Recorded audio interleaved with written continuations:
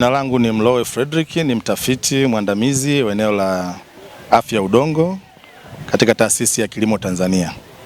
Leo ilikuwa ni siku ya mkulima kupitia shughuli za mradi wa ustahimilivu na uendelezaji wa kilimo kupitia afya udongo katika mikoa ya Ruvuma, Mbeya, Songwe na Rukwa. La kwanza ni majaribio katika mazao makuu ya mahindi,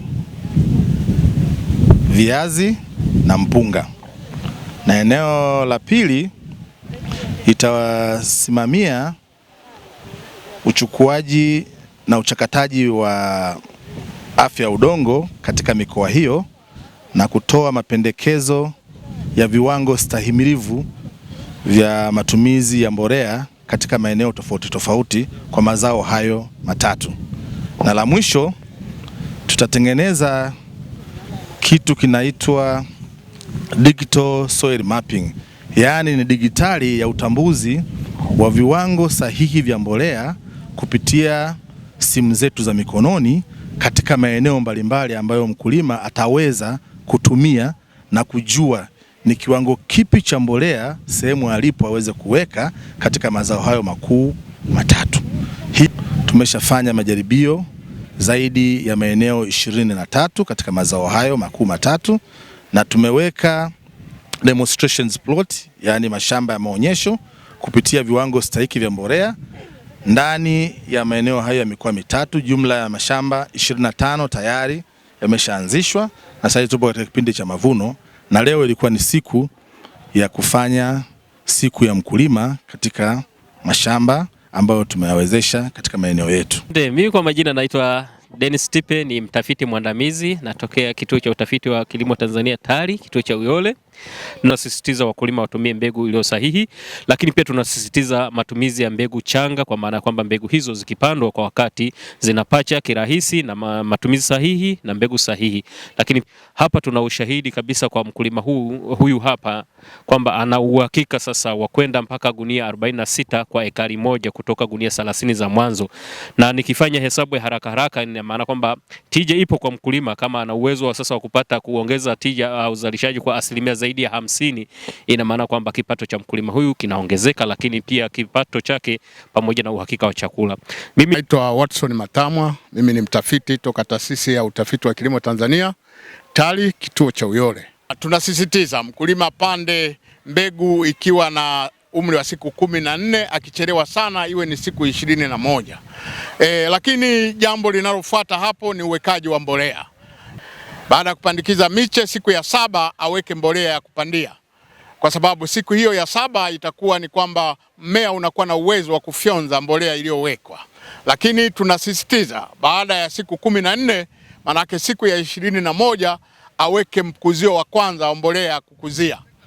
Na akizingatia hayo, baada tena siku 14, manake siku ya 35, mkulima anapaswa tena aweke mbolea ya kukuzia kwa mara ya pili. Hapo katika utafiti zetu ambazo tumezifanya, mkulima ataona tija katika uzalishaji na atapata mavuno ambayo kiukweli yatamletea faida kubwa.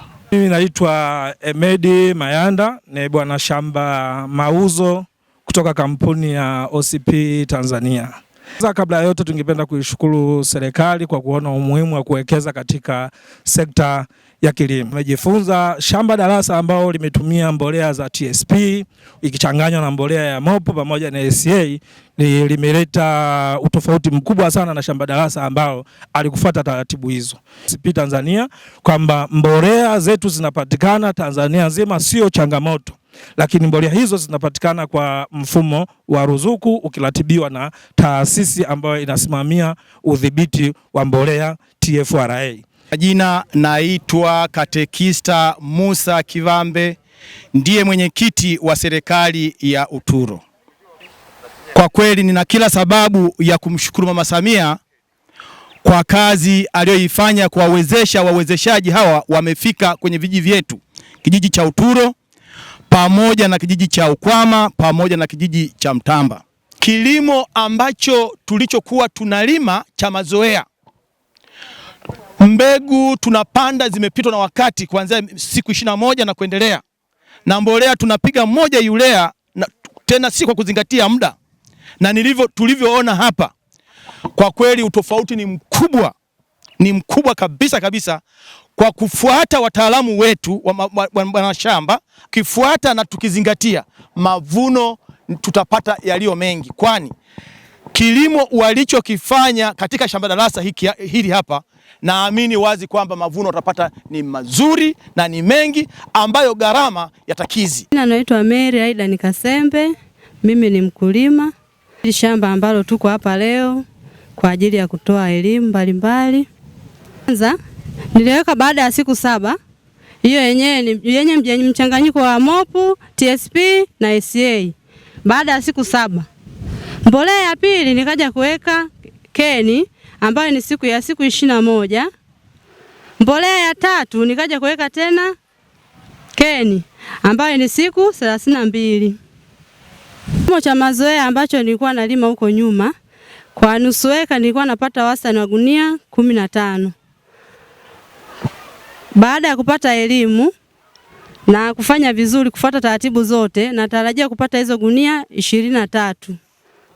Kwa sababu ukipanda kwa kamba au ukifuata taratibu zote za kilimo, na weka mbolea kwa wakati, unapalia kwa wakati na kila kitu, unaweza kupata mavuno mengi, tofauti na ukipanda kawaida alafu unapanda mbegu imezeeka. Kwa hiyo huwezi kupata mavuno mengi, lazima utapata mavuno machache.